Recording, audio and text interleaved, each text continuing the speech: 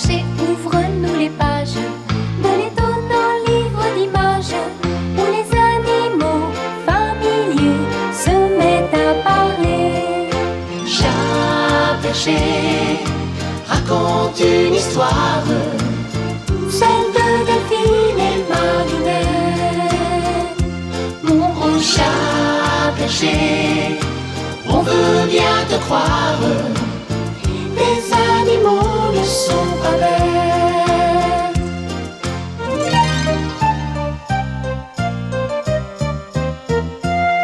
Le cochon se croit détective, toutes les vaches sont bien trop naïves. Le canard sérieux et sentencieux, et le chien peureux. Chat perché raconte une histoire, ouvre ton grand livre pour nous. Mon gros chat perché, et tu peux nous croire, on sera tous au rendez-vous. Chat perché raconte une histoire, on sera tous au rendez-vous. Le chien.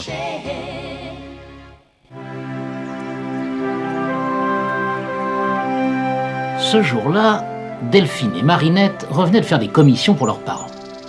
Ah, les voilà.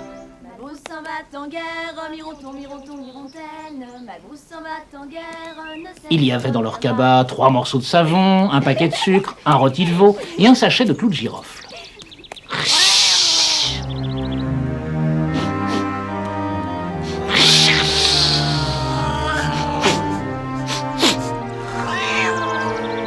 Y a quelqu'un?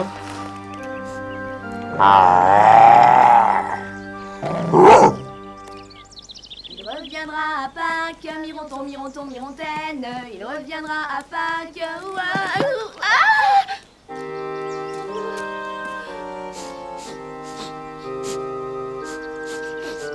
Delphine, Marinette. Oh!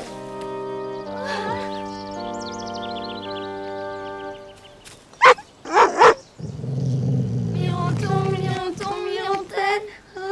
Vous savez, je suis pas méchant. Au contraire. Mais je suis bien ennuyé parce que je suis aveugle. Pauvre chien. On ne savait pas. Racontez-nous ce qui vous est arrivé. Le chien était fatigué. Avant de raconter son histoire, il demanda à s'asseoir un moment. Les petites s'assirent en face de lui sur l'herbe du talus. Alors? Alors voilà. Je vous dirais qu'avant d'être aveugle moi-même, j'étais déjà au service d'un homme aveugle. Hier encore, cette ficelle que vous voyez pendre à mon cou me servait à guider mon maître sur les routes. Et je comprends mieux à présent combien j'ai pu lui être utile. Je le conduisais partout où les chemins sont les meilleurs et les mieux fleuris. Ne tire pas comme ça, ou tu vas avoir affaire à mon bateau. Quand nous passions près d'une ferme, je lui disais, par exemple, voilà une ferme.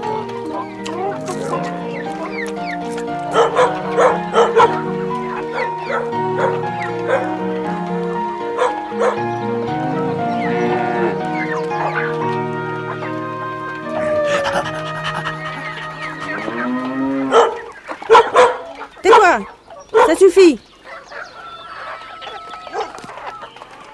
Tiens, c'est pour ton maître.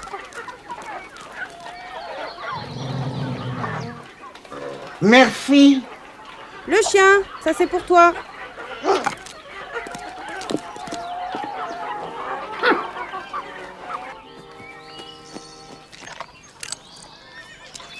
Souvent aussi, nous faisions de mauvaises rencontres et je le défendais. Vous savez ce que c'est? Les chiens bien nourris et même les gens n'aiment pas beaucoup ceux qui ont l'air pauvres. Mais enfin, tiens-toi tranquille. Mais moi, je prenais mon air méchant et il nous laissait aller.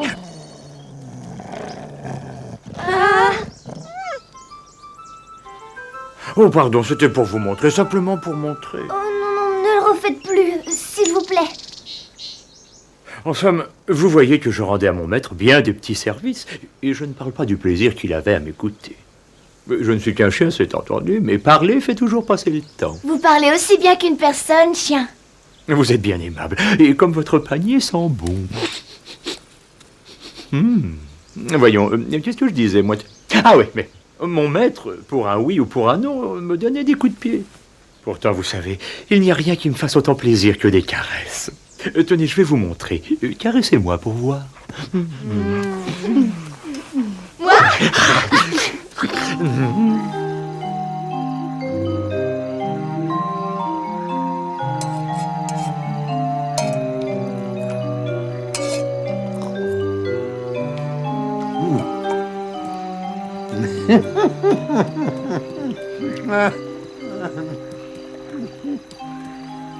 Je m'ingéniais à lui rendre la vie facile et pourtant il n'était jamais content.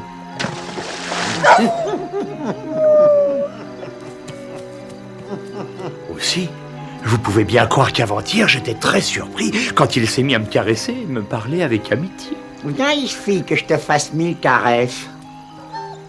Allez, viens. Viens, mon bon chien. Allez, viens. Et qui est le meilleur de tous les chiens? Et le plus doux, et le plus tendre, et le plus intelligent. L'animal que j'aime le plus au monde.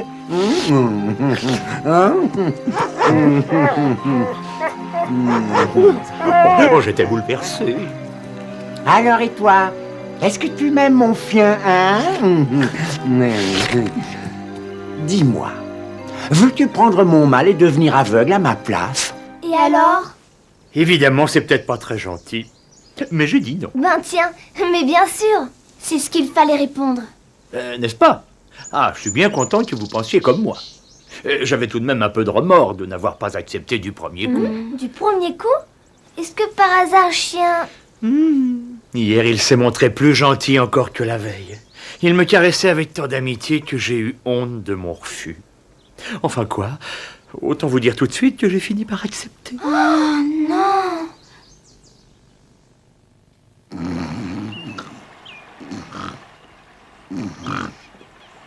Il m'avait bien juré que je serais un chien heureux, qu'il me guiderait sur les chemins comme je l'avais fait pour lui, et qu'il saurait me défendre comme je l'avais défendu. Assez perdu de temps. Le mot nous tend les bras.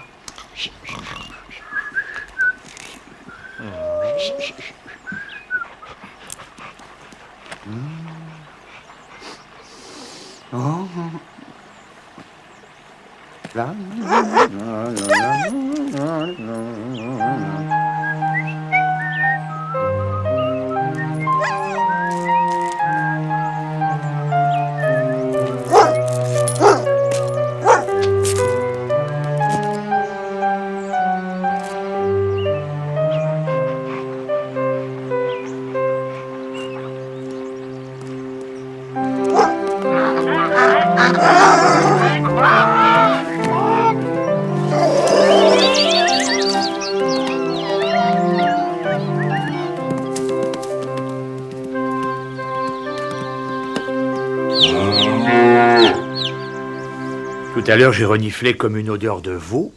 Puis j'ai entendu deux petites filles qui chantaient. J'ai pensé que peut-être vous ne voudriez pas me chasser. Oh non! Vous avez bien fait de venir. J'ai bien faim aussi. C'est bien du veau que vous avez là. Oui, c'est un rôti de veau, mais vous comprenez, chien, c'est une commission que nous rapportons à nos parents. Il ne nous appartient pas. Ah, alors j'aime mieux ne plus y penser. Ça, c'est rien, c'est rien. Il doit être bon, le veau. Regarde, Qu'est-ce qu'il y a? c'est lui. C'est l'homme qui prend les commissions. N'ayez pas peur.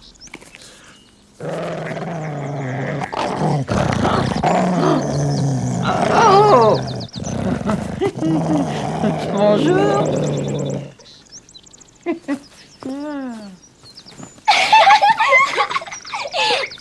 Vous voyez? J'ai beau être aveugle, je sais encore me rendre utile, là. Ma sœur qui vous tient par la ficelle s'appelle Marinette, et c'est la plus blonde. Ah bon? Marinette.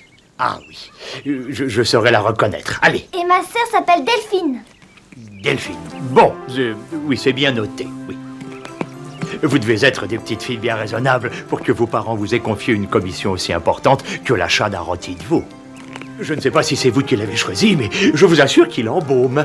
Écoutez, chien, Il vaut mieux pour vous ne plus penser à ce rôti de veau. Je vous assure que s'il m'appartenait, je vous le donnerais de bon cœur.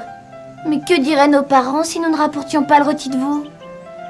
Ah bah bien sûr, il vous gronderait. Il nous faudrait dire aussi que vous l'avez mangé, et au lieu de vous donner à coucher, il vous chasserait.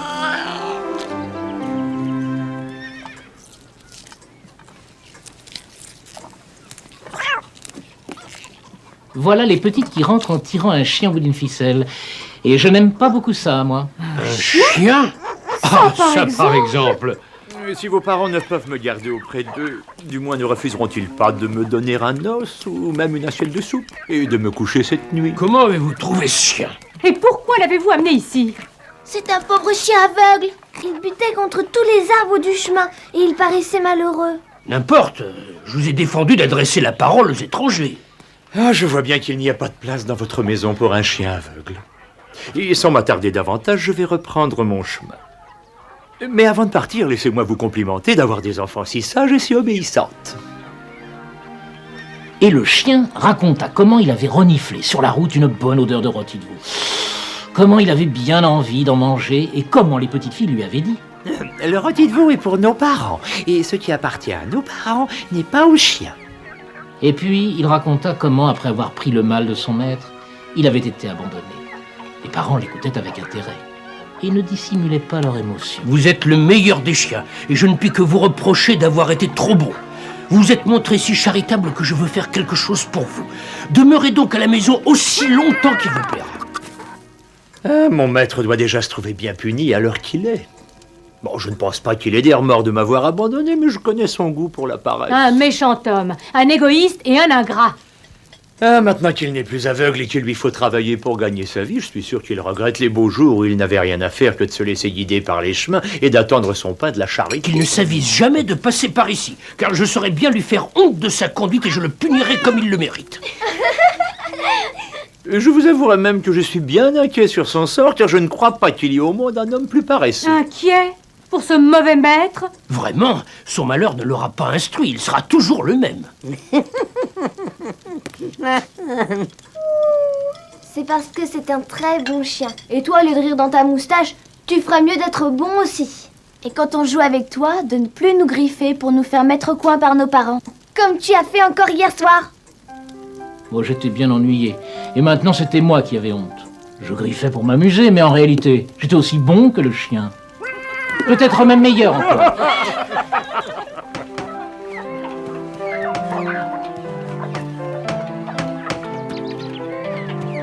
Et voilà, tu es chez toi. Merci. Ah, merci beaucoup. Ohé! Tu viens avec nous, commission chien? Oh oui, mettez-moi vite mon collier. Delphine lui mettait son collier, Marinette prenait la ficelle, ou le contraire, et ils s'en allaient tous les trois en commission. J'étais toujours un peu peiné de voir le chien s'en aller en commission avec les petites. C'est pas juste! Toi, il te reste encore 3 pattes. Nous, on reste sur une patte. Pardi, avec des grands pieds comme les vôtres, c'est pas difficile.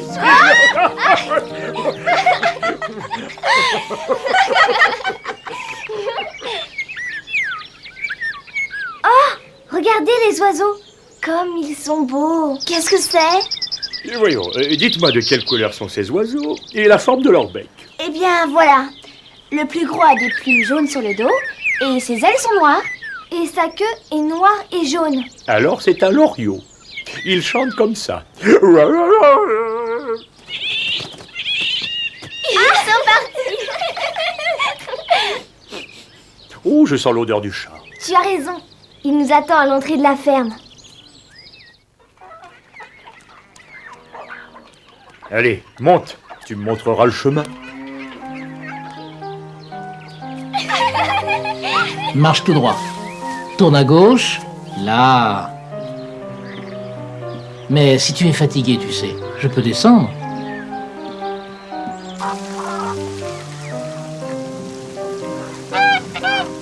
Est-ce que tu es heureux à la ferme, chien? Ah oui, je n'ai pas à me plaindre. Tout le monde est très gentil. Tu dis oui, mais je vois bien qu'il y a quelque chose. Mais non, je t'assure. Est-ce que tu regrettes ton maître? Oh non, cher chat, bien franchement. Et même je dois dire que je lui en veux un peu. On a beau être heureux et avoir de bons amis, on ne peut s'empêcher de regretter ses yeux. Bien sûr, bien sûr. On ne peut plus. Chien, tu es prêt pour les commissions? Vous pouvez bien y aller toute seule. Toi, tu es jaloux, chat. La place d'un chien aveugle n'est pas sur les routes, en compagnie de 2 têtes folles comme vous. Tu veux qu'on t'emmène, c'est ça? Comme si moi, le chat, je pouvais aller en commission. Je croyais te faire plaisir. Aïe! Ah, je n'ai jamais vu une aussi mauvaise tête que ce vieux chat. Aïe! Il m'a griffé aussi. Oui, je t'ai griffé, et je vais aller dire aux parents que tu m'as tiré les moustaches pour qu'ils te mettent au coin. Vraiment, chat, je ne te savais pas aussi méchant. Je suis obligé de reconnaître que les petites avaient raison et que tu t'es mal conduit. Boudons-le, les petites, et partons en commission. Je voyais bien maintenant que j'aurais pas dû griffer, et que je m'étais mal conduit. Je ne suis pas content du tout. Ce qui me peinait surtout, c'était de penser que le chien ne m'aimait plus, et qu'il me tenait pour un mauvais chat. J'avais tant de peine que j'allais au grenier passer le reste de la journée. Je suis pourtant bon. Si j'ai griffé, c'était sans réfléchir. Je me repens de l'avoir fait. Preuve que je suis bon.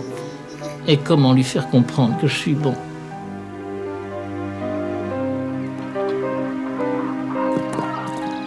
Ah, je n'entends pas le chat. Et je ne le sens pas non plus. Est-ce que vous le voyez, petite? Oh non! Et j'aime autant ne pas le voir. Il est trop méchant. J'avoue que c'est vrai. On ne peut pas dire le contraire après ce qu'il vous a fait tout à l'heure.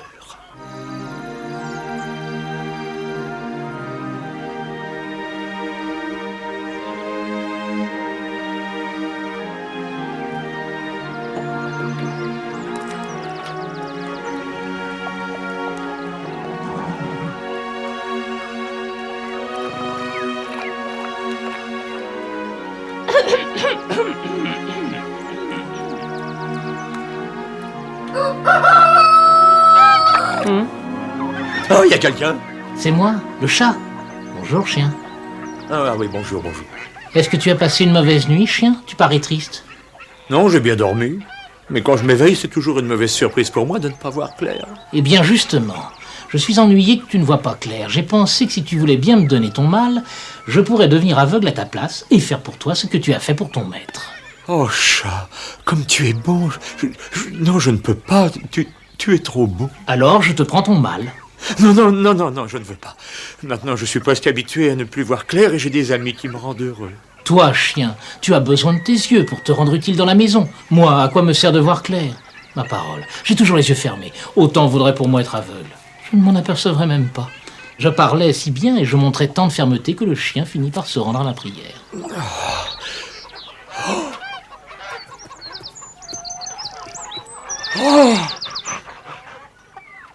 Oh, le chat est bon. Le chat est bon. Le chat est bon. Le chat est bon. Les petites sortirent dans la cour et apercevant ce qui s'était passé, elles m'embrassèrent en pleurant. Oh, qu'il est bon. Qu'il est bon. Et moi, je penchais la tête, heureux d'être bon, et je ne voyais même pas que je ne voyais plus. Et maintenant, conduis la chèvre au précaré. Et après, nous irons chercher des champignons. Et tu nous conduiras à l'école. Maintenant que j'étais aveugle, on ne s'occupait plus guère de moi. Les petites trouvaient plus amusant de courir et gambader avec le chien que de jouer avec un pauvre chat aveugle. Pourtant, je ne regrettais rien. Je me disais que mon ami le chien était heureux et que j'étais un bon chat. Je suis bon. Oh, je suis bon. Qui va là? Monsieur le chat, laissez-moi m'en-donner. J'ai une toute petite souris, puis je me suis égaré. Une petite souris. Eh bien, moi, je vais te manger. Oh, monsieur le chat, si vous ne me mangez pas, je vous promets de vous obéir toujours. Non, j'aime mieux te manger. À moins... À moi, monsieur le chat? Eh ben voilà, je suis aveugle. Si tu veux prendre mon mal et devenir aveugle à ma place, je te laisserai la vie sauve. Ah, mais... Tu pourras te promener librement dans la cour. Oui, bien sûr, mais... Je te donnerai moi-même à manger. Et certes, mais... Toi qui trembles toujours de tomber entre mes griffes, ce sera la tranquillité. Être aveugle, tout de même... Réfléchis bien, petite souris, et ne te décide pas à la légère. Ce que je veux d'abord, c'est que tu te prononces en toute liberté. Oui, mais si je dis non, vous allez me manger. Bien entendu, petite souris, bien entendu. Alors là...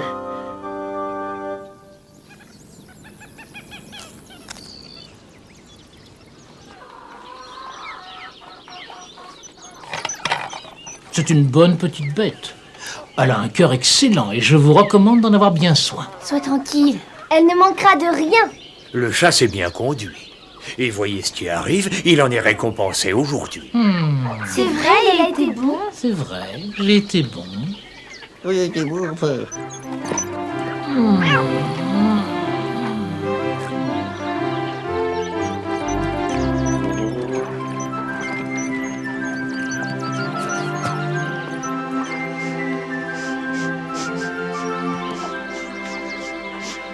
Bon vous, chien, renifle-moi un peu, ne me reconnais-tu pas?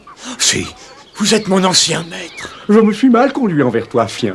Mais si tu savais quel remords j'ai eu, tu me pardonnerais sûrement. Je vous pardonne, mais allez-vous-en. Depuis que je vois clair, je suis un homme bien malheureux. Et j'ai à peine si je mange une fois par semaine. Autrefois, quand j'étais aveugle, je n'avais pas besoin de travailler. Les gens me donnaient à manger et à coucher et ils me plaignaient. Te rappelles-tu? Nous étions heureux. Si tu voulais, chien, je te reprendrais mon mal. Je redeviendrais aveugle et tu me conduirais encore sur les routes. Avez-vous oublié les coups dont vous récompensiez mon zèle et mon amitié? D'ailleurs, vous ne pouvez pas reprendre mon mal. Car je ne suis plus aveugle. Le chat qui est très bon, lui, a voulu le devenir à ma place. Pauvre vieux chat, tu es bien malheureux. Je suis sûr que tu donnerais beaucoup pour voir clair. Mais si tu veux, je ferai aveugle à ta place. Et en échange, tu me conduiras sur les routes comme le chien faisait autrefois. Si j'étais encore aveugle, j'accepterais peut-être. Mais je ne le suis plus depuis que la souris a bien voulu prendre mon mal. Pauvre souris, tu es bien à plaindre. Oui, monsieur. Les petites sont gentilles, le chien aussi, mais je voudrais bien voir clair. Veux-tu que je devienne aveugle à ta place? Oh oui, monsieur. En retour, tu me serviras de guide. Je te passerai une ficelle au cou et tu me conduiras sur mes chemins. Oh, c'est pas bien difficile, je vous conduirai où vous voudrez. C'est curieux de voir une souris conduire un aveugle.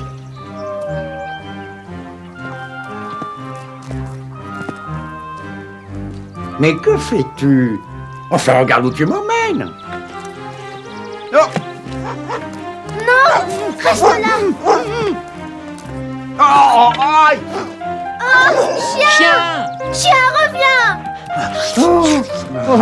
Enfin, te voilà.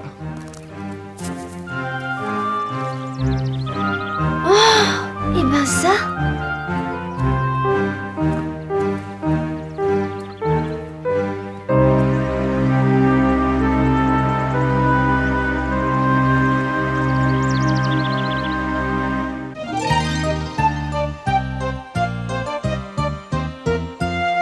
Chat perché, ouvre-nous les pages de l'étonnant livre d'images où les animaux familiers se mettent à parler. Chat perché, raconte une histoire. Celle de Delphine et Marinette. Mon gros chat perché, on veut bien te croire.